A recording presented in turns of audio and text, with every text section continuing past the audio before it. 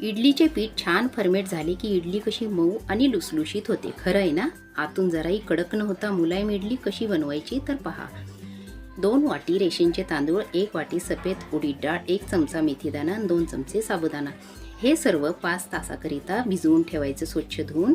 त्यानंतर मिक्सरमध्ये बारीक वाटून घ्यायचे. भांडे मोठे घ्यायचे पीठ ठेवायला, म्हणजे फर्मेट झाले की बाहेर पडत नाही. आता त्यामध्ये 1 नारळाचा तुकडा टाकून ठेवायचा, म्हणजे पीठ फर्मेट व्हायला त्याची मदत होते. आता सकाळी पहा हे पीठ काय छान फर्मेट होतं.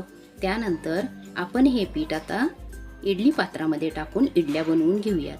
आता ह्या इडल्या इतक्या मऊ होतात म्हणून सांगू, एकदम छान बनतात. त्यानंतर तुम्ही हे सांबार बरोबर खावा किंवा चटणी बनवा, खूपच छान लागतात. तर आता जाता जाता तुम्ही लाईक आणि सबस्क्राईब नक्की करा.